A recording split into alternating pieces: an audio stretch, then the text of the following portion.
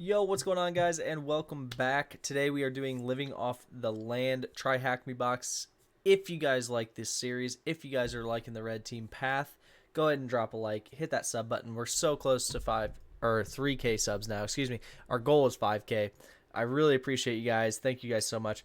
Now, let's get started. So, first things you guys are going to notice is if you've watched all my videos before, I look over here usually, and the camera's right here, so I'm usually looking right at the camera. I'm now going to be looking over here. It's just because my lighting, you can see that my green screen's a little messed up right here. My lighting isn't the way it should be where I'm at. I need to get a backlight, and I haven't got one yet, so I had to switch screens because the white screen was like blaring in my face. So you guys have probably seen some of those videos where the lighting is off. So either way, that's neither here nor there. But thank you guys so much. Also, check out the Discord.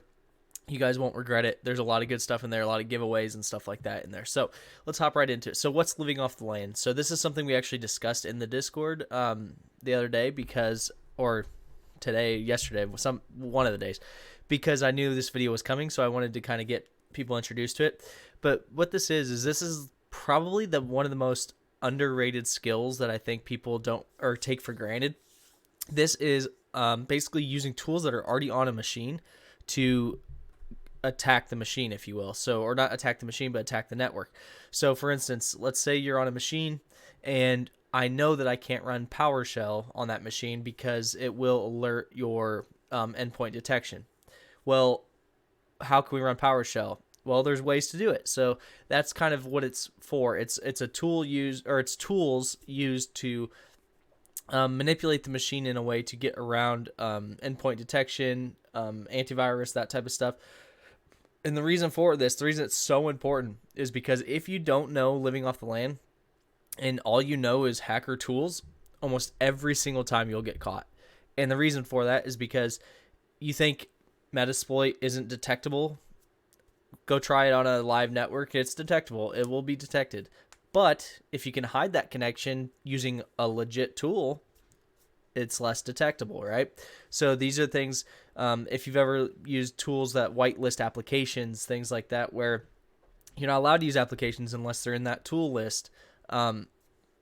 Here's ways to run those tools without actually having to, sorry, that flash threw me off. But that's ways to have those tools run without actually having to mess with anything or without having to try and do some crazy maneuver. You can use the tool on the machine directly to do what you need to do. So you can see here, the first one we're going to cover is the Windows sysinternals. And you can see here, they're just telling us how to remote in. We don't need to know that. Okay, so what is Windows sysinternals? Windows sysinternals is a set of tools and advanced system utilities developed to help IT professionals. So if you guys have ever worked in defense, if you guys have ever worked as system administrator, security administrator, engineer, any of that stuff, you've probably messed with sysinternals. This is something that is good for everybody. When I say everybody, I mean it's good for defenders, it's good for attackers, it's good for everybody. Now, just like every hacking tool ever made, right, it probably has a good purpose and someone's using it the wrong way. That's what LOLBins is all about. That's the entire portion of living off the land. And if you hear me say LOLBins or LOL, it's living off the land, binaries, or just living off the land. It's the same thing. So you can see, in order to use the Windows sysinternals, we need to accept the Microsoft license agreement. We can do this by bypassing accept EULA. Now you'll see that you'll get this on a lot of CTFs and stuff like that. You'll get where they put this accept EULA directly in a syntax of code. That's just because it's going to pop up. This saves you the hassle. You don't have to do anything. It's going to automatically do it. So here's some of the sysinternals. These are just popular ones, so these are not a all-inclusive list, so keep that in mind. You have access check, helps system administrators check specific files for file directories, registry keys, global objects, boom, boom, boom. PS exec executes programs on a remote system. You're probably familiar with a lot of these, and you may not even know it. So PS exec, for instance, you probably used in PowerShell and don't even realize it. AD Explorer, Active Directory Advanced tool that helps to easily view and manage the Active Directory database. They pretty much say what they are. Procced up monitors processes for computer spikes and can dump it. Now, we've covered some of these before, actually, in previous sysinternal Try Hack Me box. So if you aren't familiar with sysinternals, hop over there, check out that box. It'll kind of make some of this make more sense. Procmon, essential tool for process monitoring. TCP view, tool that lists all TCP and UDP connections. PS tools, first tool design in the sysinternal suite to help list detailed information. Okay, Portmon, port monitoring. Whois provides, if you don't know what Whois is, it just provides the lookup for DNS entries. So, all right, sysinternals live. One of the great features of Windows sysinternals is there's no installation required. That's true. They're already here. Now, there are tools. Okay, I thought I changed the name of it. There are tools in sysinternals that you can download.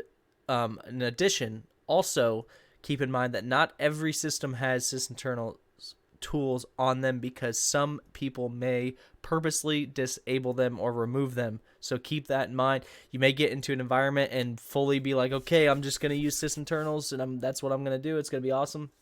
And you get in there and they're gone. So don't be surprised by that.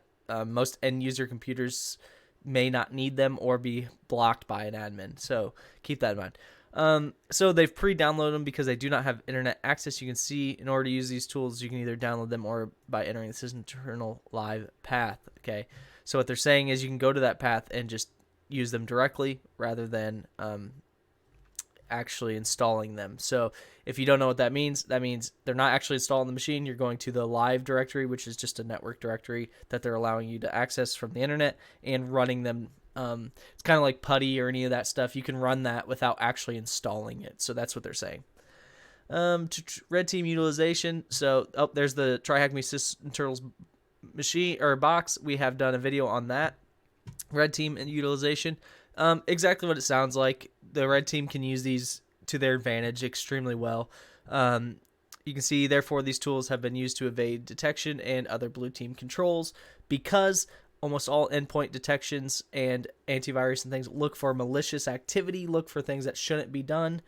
These technically should be ran, right? You should be monitoring your processes. You should be monitoring your ports.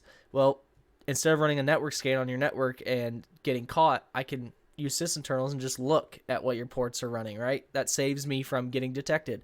Same concept, but a little bit more advanced is what we're going to be covering. So here's the LOLBins or LOLBins, however you want to say it. So they're actually extending it and saying binaries and scripts, but LOLBins is what you're going to hear it referred to a lot.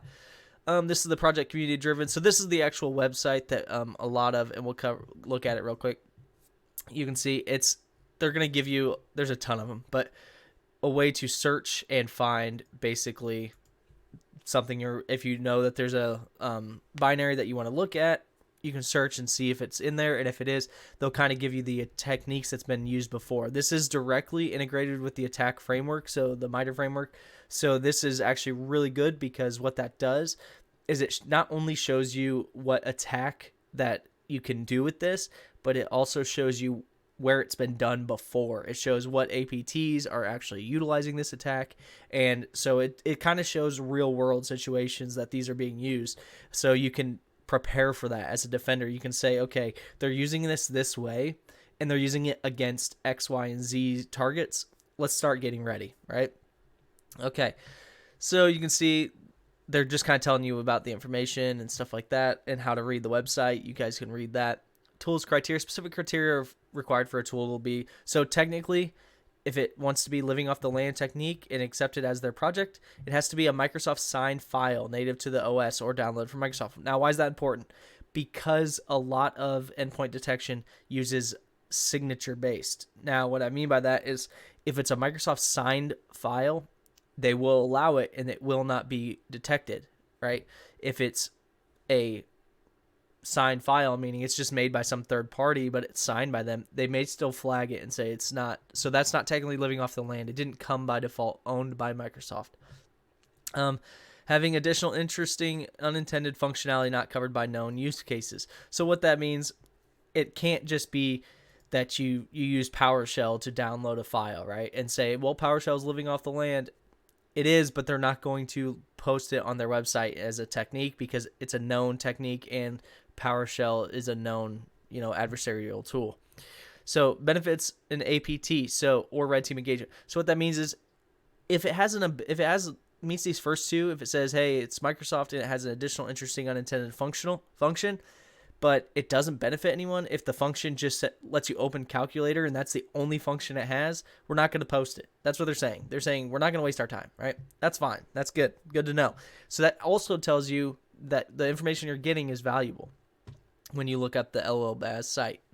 So here it's saying visit the site and check out its functionalities. So it's telling you find the TI-040 and what's the binary's name. So we'll search TI-040, or was it T1? Maybe it was T1. There we go. T1040, and you can see that's what directly correlates to the attack framework. And then it's pktmon.exe. Boom, packetmon.exe. Now use the search bar to find more information about the msbuild.exe. So we get rid of this. We say msbuild.exe. And you can see it's right there. Now there are two techniques with it. So I just went and put the first one, and that one's the one that they wanted. So T1127001. You can see right there, that's the answer. Now use the search to find more about the scriptrunner.exe. So you just go to scriptrunner, and you can see when we click on it, we get more information. And what it's wanting is what is the function of the binary. Now you can see up here, there's the function right there, execute. So there you go, execute. That's the function. It will execute. So if you read about it, it'll say, you can see here, scriptrunner.exe, app vscript, calculator.exe. That will execute calculator. So that means it will execute. That's the function of it. Some functions are to decoding code. Some functions are to download files. Some functions are all kinds of stuff. That is its function, right? All right. So now, CertUtil. This task shows commonly used tools based on functions and malware activities seen in the real world. So this is the real world and red team engagements. When someone says a red team engagement, that is a real world. Now, when I say, what I mean by that is red teams don't just go through and just waste their time. They don't. Red teams are very skilled, typically. So what I mean by that is they're not going to waste their time. They're not going to go in and do your typical automated type pen test that a lot of companies say they're pen testing, and they're just running automated scripts. A red team engagement is given a specific scenario, and they're going to go with that, and they're going to use real world techniques to try and get in your system and show you how it's done. That's the difference. It's a little bit more targeted. All right, so however people find that CertUtil. Okay, so CertUtil is a Windows built-in utility for handling certificates, right? Certification services. I don't know why I can't say certification. My God.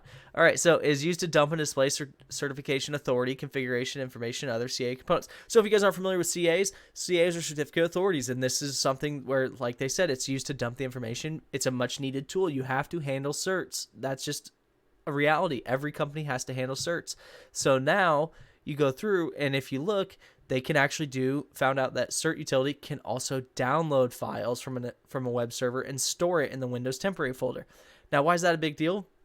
Well, because if I use PowerShell, if I'm on your machine and I go, hey, PowerShell, wget, reach out there, get me a file, guess what? You're probably going to get flagged on pretty much every endpoint detection, because that's not normal unless you're an admin, to be reaching out to try and download some malicious file, right? But what is normal is for CertUtility to try and gather information. And so if you use CertUtil, URL cache, split, and they'll cover, you can see, URL cache to display URL enables the URL option to use the command. So without the URL cache, you have to give it a URL. That's all it's saying. Then split, it forces to split and force fetching files from a provided URL. So the split will actually split what you're downloading. This is a very common technique that's actually really important. The reason they do this is because a lot of signature-based detection will detect malware or detect something, because as it comes through, it checks it, and it says, okay, well, that's the exact hash as, this known malware. Well, if you split it, the hashes change, right? And then it comes back and it's put back together. So now the CertUtil exe can be used as an encoding tool. So this is another really important tool. So you can do CertUtil encode payload.exe, and then here's the new encoded payload.exe. Why is that important? Because now you can hide the information. So I'm trying to get my green screen to pick up on it. So let's say you did hack this machine and you did get a lot of good information, right? Well, I want to get that data out, and I don't want it caught. I don't want people to know I got it out, right? Or I don't want them to know what I got out. Well, I can go ahead and encode the payload, and then at least as it's going across the network, it's hidden. Okay, that's kind of the purpose of these encodings. Hopefully my green screen cleans itself up. That's why I need to get a new light. Okay, so now we've done that. Now BITSadmin. So BITSadmin is a tool administrators use that can be used to create, download, or upload background intelligence service jobs, transfer service jobs, excuse me, and check their progress. So BITS is a low bandwidth method to download and upload files from HTTP servers and SMB servers. Simple as that. It's very common. Additional information about that. Okay, there you go. Attackers may use abuse bits download to download and execute malicious payload. So once again, you can see we can say bitsadmin.exe, transfer, download, priority, foreground. Foreground just means show it to us. Attacker IP payload.exe. So what's the point of this? Instead of, again, using PowerShell, I can use bits, and it doesn't look suspicious because machines do use bits to actually reach out to web servers and SMB. So you can see transfer. Makes sense. You got to transfer the data. Specifying transfer using download type. So you're saying I want to transfer and I want to download. And then priority, we're setting priority of the job running in the foreground.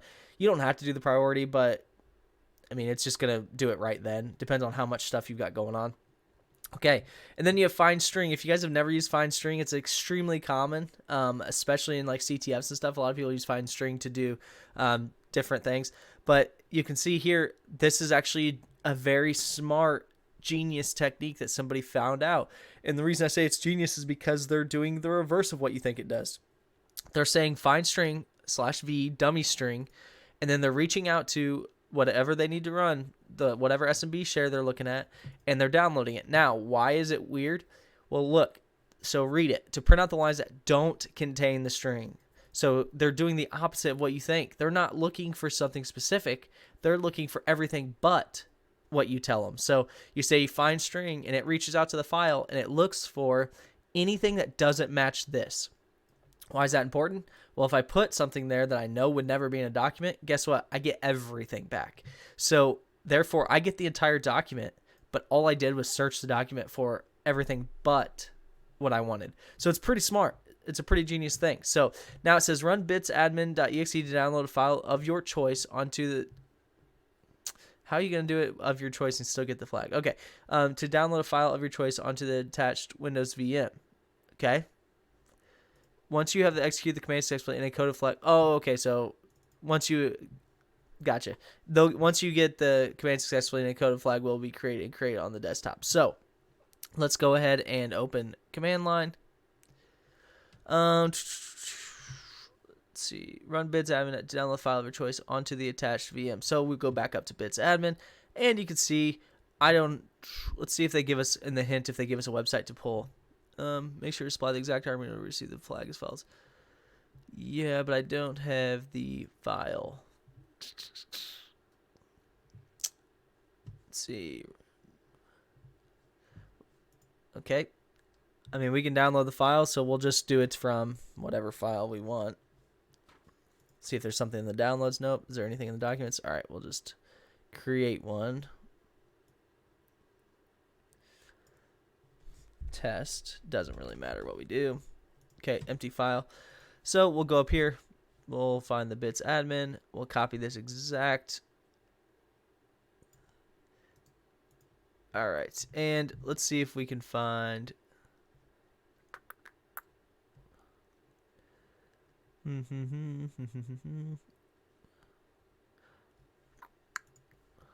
right. So we'll go ahead and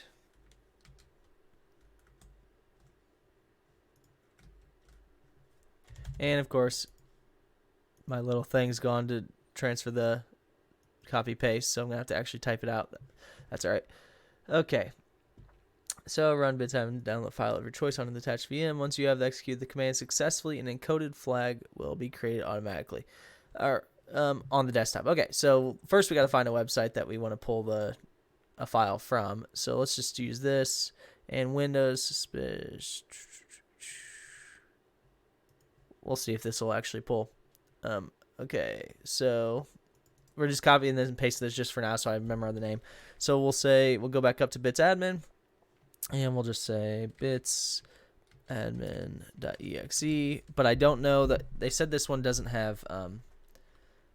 We're gonna try local first because they said this doesn't have a internet access. Which, if it doesn't, okay. Priority foreground. All right, now. Okay, so it does say to do it onto this, which is fine. Okay, so now we're just gonna say instead of doing it here, I'll show you. So instead of doing it here on HTTP, which is what it wants, I don't know that HTTP is running on this, but we can try. Let's see. We'll see if HTTP is running, but either way, I don't. If it's not, we'll use SMB, and that's fine. And of course, we've got the slowest VM.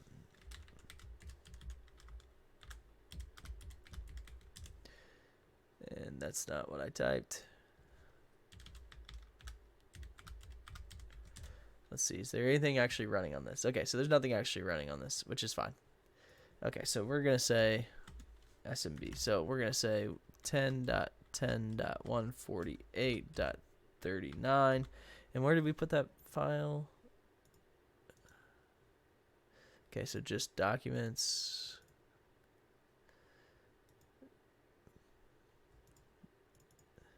All right, so it's just C documents, I guess. Okay.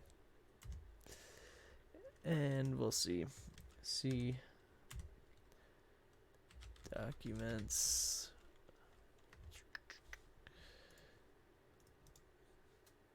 We'll make sure that we get the full path just in case. C users. Yep, that's what I was afraid of. Okay.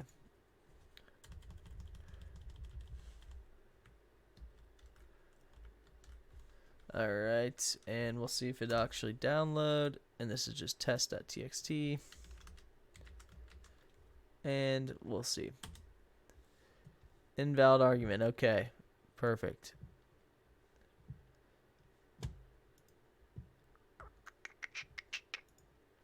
Alright, we're going to have to download a actual file, which is unfortunate because I didn't want to. But hey, can we even...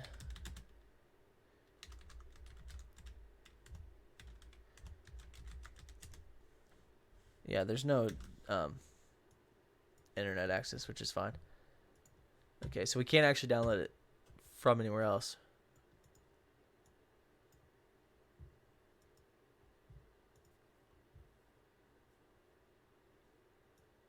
We can try it with just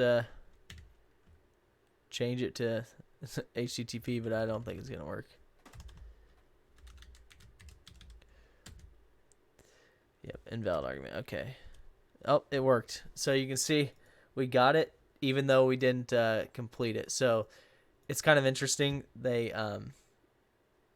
I wanted to pull the file that I made, but this doesn't have internet access. So that's kind of interesting how they did that. So as long as you got the command right, you still pull the file. That's good to know. I didn't expect that, but you can see we got the command right. We'll go ahead and get rid of this. And that's all they wanted. So you don't actually have to pull the file. You actually just have to do that. And then from here, we're going to have to decode it. And you can see right here. All right. And this file's on the desktop. So once you have executed the command, an encoded flag will be automatically. What's the file name? So we'll just say encode. Sorry for that delay, but I was so confused by the fact that they were asking me to pull a file from the internet. But they specifically said in here that it doesn't have internet access. So that's why I was confused. .txt. And I probably should have read it more earlier and figured that out. But you guys, like I said, I've told you guys before, I don't take out my mistakes. The only time I edit is if something doesn't work and you're sitting here waiting forever. But I want to make sure that you guys see that even I make mistakes. There's times where I get confused and someone's probably sitting here watching it going, what the hell is he doing? But I want you guys to see that because it's important that you know that everybody has those issues. All right. Anyway, so let's go ahead and do the CertUtil. And you can see this is just going to show you that you can decode it, which they've already showed us, and we already know that. So decode, and then the file itself is, so before I do that, you don't have to do this. I just like to go into desktop, and that's only because I don't want to have to put the location. I like to just be able to do it myself. So CertUtil, and you can see if we try to decode this with like PowerShell or something like that, this would probably get picked up, but because we have it here, and then we'll just say decoded.txt, so it's easy. CertUtil is not, I feel like I spelled it wrong. I did. I put CertUtil. Okay. I don't really have words for that one. I don't know what to say about that one. All right. So there's the decoded one. And there's the flag. Unfortunately, I have to type this out because for some reason the little thing that lets me copy and paste is not there. It's all right. I'm not too worried about it. It's pretty small. So we'll say EA4E 2B9F 9F362 320D 0986 35D 4B AB 8A 568E. Let's see if that worked. Oh, we nailed it first try. Wow. Okay. I can't believe we actually got that right. Okay, so now we're going to keep going. So here we go. So now we have File Explorer. So if everyone's probably heard of File Explorer. If you haven't, maybe you're newer, who knows? But File Explorer is pretty common. But most people don't know is that you can use File Explorer to actually manipulate things and do things that it shouldn't. Or I say that it shouldn't, but it was designed in a way that it does do them, so it should, but it's in a way that you didn't expect. So you can see, in order to create a child process, so what they're doing is they're going in, if you've ever opened up like Task Manager, you see processes, and then you can see the process tree, which is like your parent and child processes. Here, you can open Explorer, and then you can say here, root, so under Explorer, open this. And what it is you're opening from Explorer a child process, and it's whatever they wanted. Here they opened calculator.exe. Now, why is this necessary, or why would you do this? It's because if there's certain things where if I'm trying not to sneeze, hold on. Bless me. So it says here, it's a indirect command execution. So what that means is you could do other things besides, say, calculator.exe, right? You could execute things, and it looks less suspicious because a legit program is calling on it. It's not somebody calling on it, right? WMIC, we've covered this in the past as well. It's Windows Management Instrumentation. Basically, you can do a lot with this, and you can see here, they're just straight creating a process, and it's called calculator, right? That they're just creating a new process. That's what they're doing with this one. But with WMIC, you can also do things that are trigger events, which are huge. You should learn about those. Trigger events are not things like, yes, you can set them on timers the same way that you would like a task job or something like that. But trigger events could be, hey, every time somebody, opens up Chrome, do this, right? And what the point of that is you could have malware sitting on the machine and not touch it and be away from it for, a week, whatever, and then they execute it without realizing it, and the detection doesn't look the same because that malware might have been sitting on that machine for a long time and they didn't realize it. So the endpoint detection, when they say, hey, who did this? It looks like the person did it, for one. For two, it's a regular scheduled thing. So if you have persistence set up where every time somebody opens up Chrome and every day they log in, they open up Chrome, every day they log in, they're clicking Chrome, they're resetting your persistence. They're setting your connection back up for you. It's just ways to hide that connection a little bit better. All right, and then we have Rundle32. It's a Microsoft built-in tool that loads and runs dynamic link libraries. DLLs, as you guys have probably heard in the news, if you guys are in cyber at all, DLLs are good, but the bane of existence, because all the time DLLs get hijacked and everything else. So Rundle32 is supposed to actually load these and run them, right? So what you can do, and you can see here, they're going to try and execute a calc.exe binary as proof of concept. Okay, cool. So what they do is they take Rundle32 exe, and then they implement this here and say, and you can see when they say w run, so this is just all the script you need, and then calc, so calculator, right? Well, all they're doing is they're telling Rundle32 to run the DLL that calculator requires. That's all they're doing. I know it seems like a lot of code, but it's just a script to say run calculator. Basically, it's running a DLL, which if you don't know what a DLL is, it's mini programs, if you will. So when someone creates a application for Windows or something like that, they don't just create, here's our giant application, right? They create DLLs, and what happens is, let's say I needed to do some function on it. It will load the DLLs, and then those are the little programs that go into the big program. And that's why they're called dynamically linked libraries. And that's a very high level generalization of what they are, but just understand that's what they are. They're mini programs. So if you can insert a mini program that does what you want, it's the same as having malware directly on the machine. Okay, as a previous execution, a copy of the script PS1 download into memory on the target. So you can see here, they did this. That's fine. That's calculator. But what they can do, and what they did do here, is they actually loaded a PowerShell script straight from a website. You can see they ran a PowerShell script. So here's your regular code that they did up above. But instead of calculator, which would be right here, they said, hey, we want to open a shell and run PowerShell. And then they're executing the bypass, same as always, and then downloading the string, and the string is whatever their malicious script will be. So you can see you can use Rundle32 to also download scripts and run them using PowerShell. So it can be pretty scary. Okay, now we have application whitelisting. This is something you're going to see in almost every corporate environment, every large-scale environment, government sectors, everything. They're going to have application whitelisting. They're not going to allow you to just run any application that you want. So you can see here, you have reg server 32. You can see besides its intended use, reg server can also be used to execute arbitrary binaries and bypass the Windows application whitelisting. Okay, so you notice there's a couple things here to take away. Number one is the Windows application whitelisting.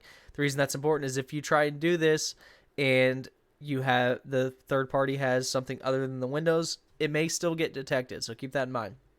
And you can see here, reg server 32 is the third most popular attack technique. Okay, so third most. Keep that in mind. That's pretty big. And you can see here, what they're going to show you is we have MSF Venom. So they're creating I'm not going to dive too deep into the MSF Venom. If you don't know how to work it, that's a different video. But you can see here, they have MSF Venom creating a DLL file, and it's living off the land.dll. And then they create it, and then they go and they serve it to them. And then you have here, they use reg server 32, so they're running reg server, and then they're running the DLL file. And you can see, or same thing. And you can see the only difference with the second command is they're using S silent mode, so it doesn't pop up or anything. And to not call the DLL register server, meaning it'll let you specify the server you want, which is right here. And then you can see to use another server, which is what we did, and then to run with unregistered method. So it's just a different way of doing it. A little bit less likely to get caught. And then you see that reg server 32 just ran that DLL for you. Even though it's malicious, it ran it for you, and now you have a direct backdoor into the machine. So now Born Again Shell. So this one is really cool, but keep in mind that a lot of environments won't have this. A lot of uneducated environments might have it. When I say uneducated, I don't mean they're dumb. I mean they're immature in their security posture. So they just haven't got there yet. So they might have, it might be a startup or a small company that has low manning and they don't realize.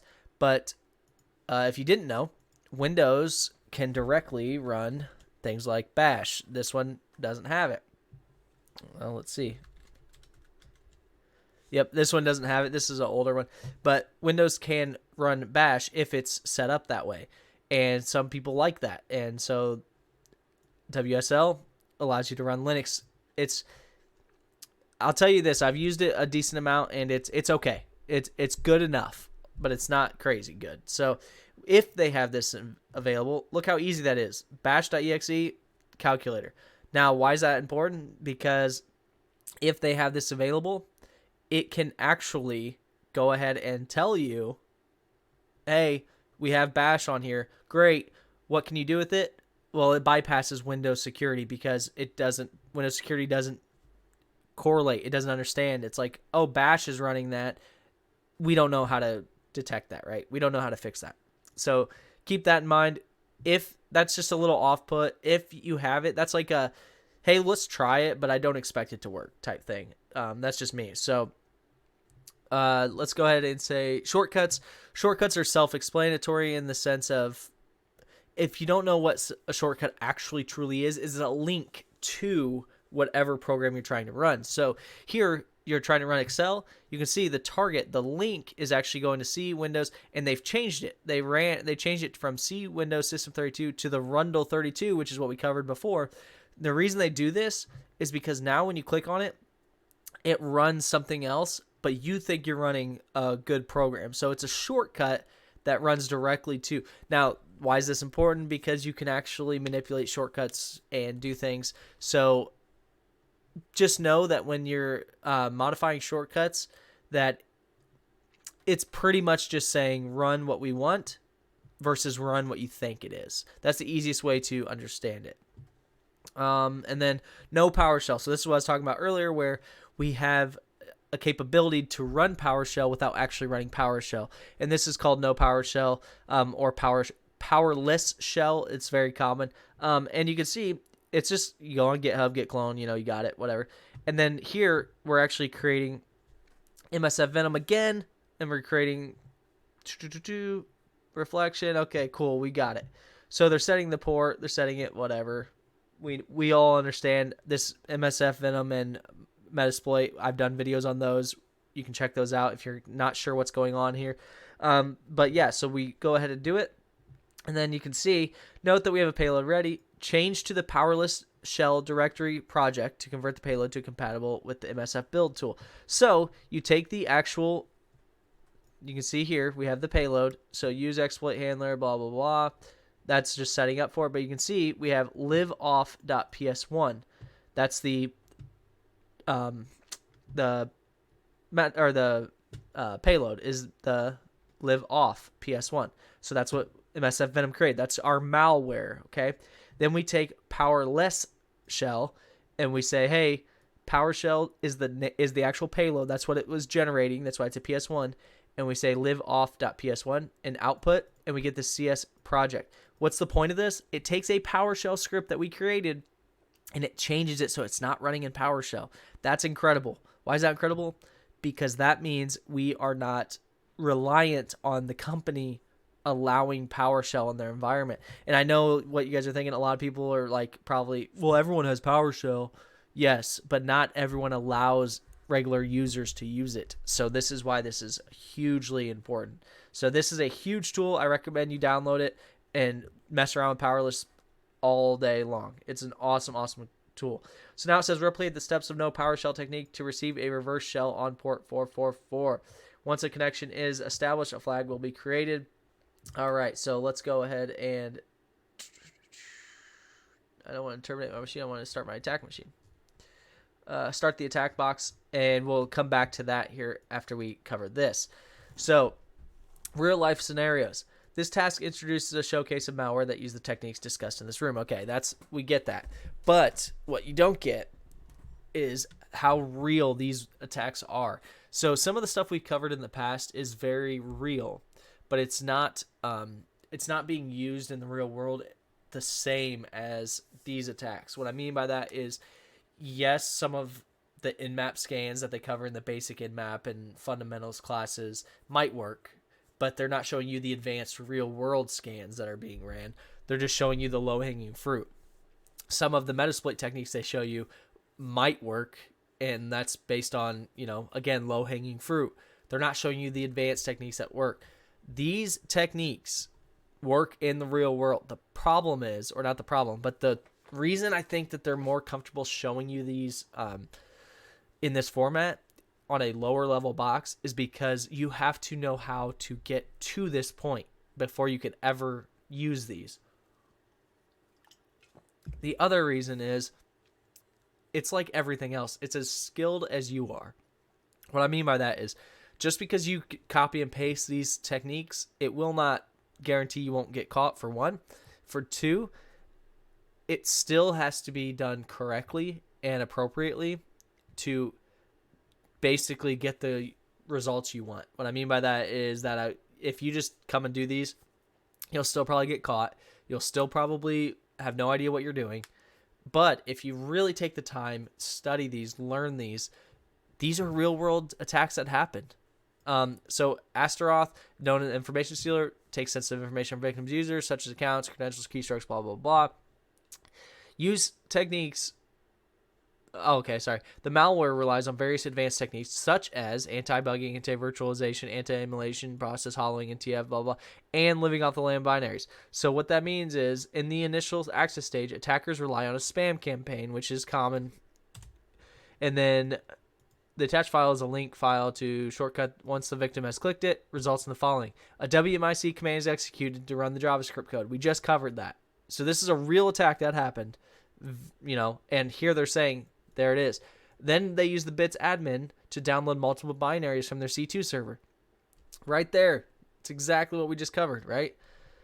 And then CertUtil is used to decode a couple of downloaded payloads into DLL files. So they're downloading encoded files. They use CertUtil to decode it. So now you're starting to see the process of malware. They're not just taking a piece of malware and sending it to your machine and running it. They have it encoded, so when it's downloaded, it doesn't look like anything. They're using living off the land binaries to download it, just to hide it.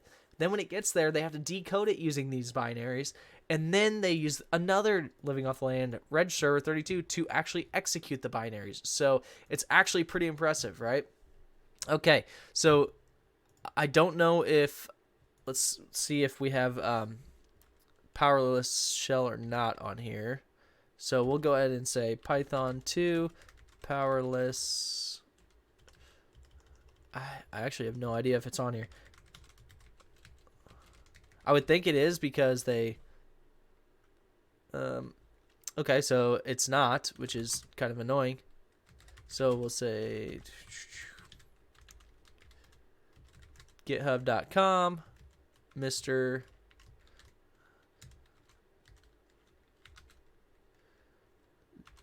It's kind of annoying that they didn't put this on here because they almost always have what you need on this box. That's why I use it. But maybe it's on here. It's just in a different directory and I don't want to find it. So there we go. We've got it. So now we're going to say MSF Venom and we're going to say TAC-P. And we're doing this to get the last flag. So we say interpreter. Hopefully you guys can see everything. Interpreter reverse win HTTPS. Okay, now lhost is always going to be your attack box, so 10.10.244.214.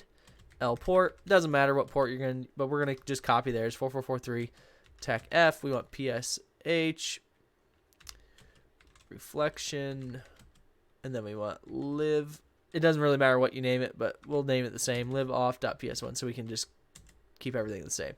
Okay, now we're going to go ahead and open terminal. And there's, okay, so we can actually copy and paste now, finally. Okay, copy. Paste. Copy. Paste. And then we got to change it to set our lhost, and that's it.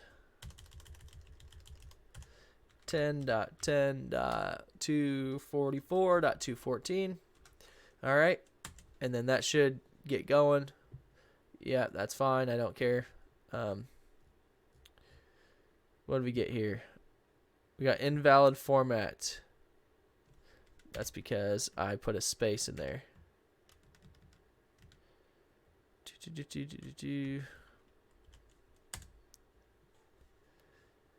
Okay, you can see it started the reverse handler and it's listening. That's what we need. So now we've got it listening.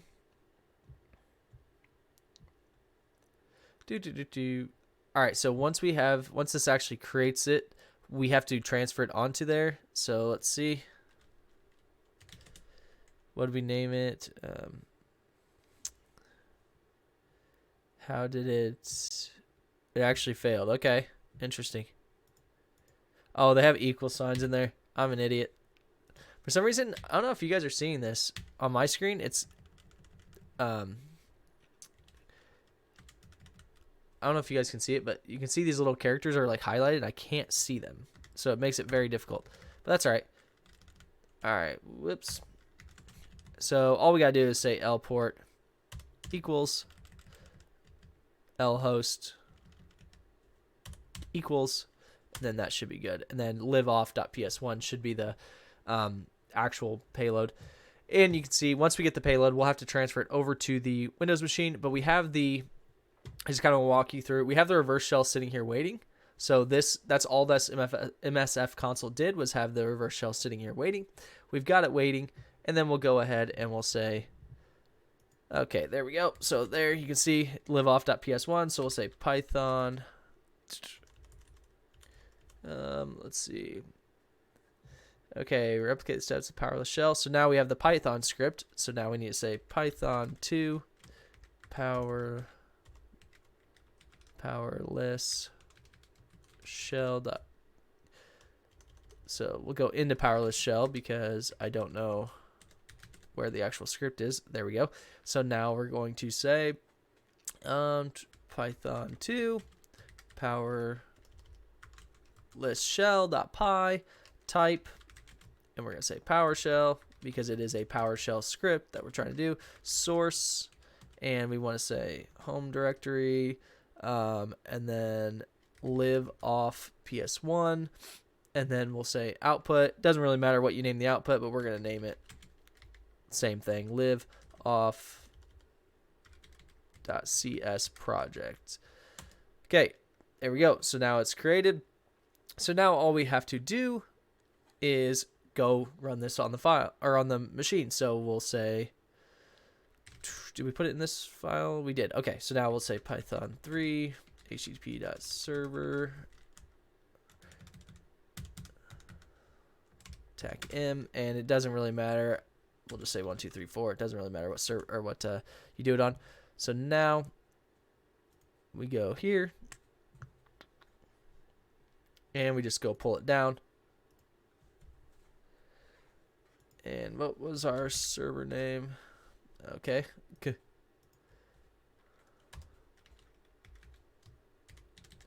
10.10.2. What did I say?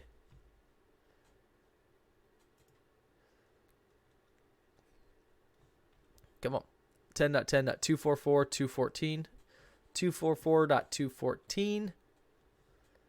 244.214. And we did 1 2 3 4 was the port. And of course you can't do it. Get rid of the S in there.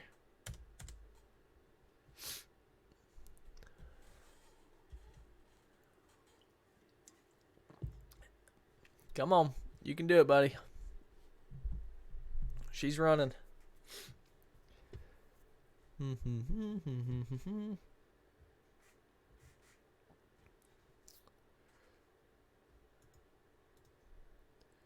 She's trying. She's giving her all she's got, Scotty. And it put the S back in there. There we go. Okay, now there's the liveoff.cs projects. Go ahead and download that. I don't know why this is running so slow. Like, the internet-wise for them. Because this is all on their side. There we go. Okay, so now it's downloading. Show in folder. I want to make sure it's done. Okay, so it's done. So now we've got it and it's in downloads. So we'll just say cd downloads. Okay, and then all we have to do is run this, which is the msbuild.exe. So we'll say c Windows, Microsoft.NET, framework, and then version 4.0, msbuild.exe, and then we just tell it where to, and we say we just put it in our downloads. So I did not put it on the desktop. If they want it on the desktop, we can move it there, but this should be fine. All right, and then we run it, and then we go back to our Try Hack Me box, and you can see, I guess I can stop that, huh? Okay, 4443. Let's make sure, did I mess anything up? Because I very well could have. I just want to make sure I didn't mess up the initial payload. Nope, 4443. There we go. Staging payload. So it just take this. For some reason, this connection is just extremely slow. Look how long that interpreter session took. Okay, so now what is the contents of the flag? Well, let's see. Where's the flag?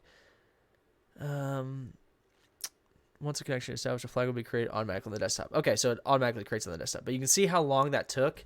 This machine just has extremely slow connection. So don't get frustrated if you guys notice that you're not getting it. Keep that in mind. And then you can see here, there's the flag. All right. So for some reason, I don't know why I'm not getting the... I'm going to pull it up on here because I don't want to copy and paste it. So we'll go ahead and say we have the interpreter session, cd desktop.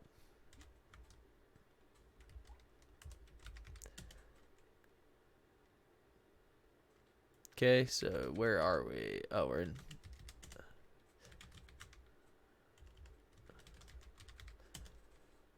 Okay, ls. There we go. Cat flag.txt. You can see this is kind of a very slow machine connection, but for everyone wondering, because they ask me this every time, is why don't I just use my own machine for the 100th time? I'll tell you guys the same thing I tell everybody else.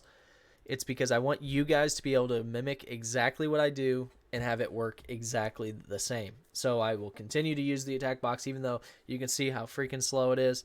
But I know this is a long box, guys, but this is one of the most important boxes for you guys because you need to understand and fully grasp the concept of living off the land and how important it is to these engagements and to red teaming in general. So hopefully you guys enjoyed the box. Hopefully you guys learned something. I know this was long. I know you guys had to go through some of my trials and tribulations where I messed some stuff up, but at least you guys got to see that and hopefully learn from it and don't make the same mistakes I did. Hopefully you guys have a great day, and thanks a lot. See you guys.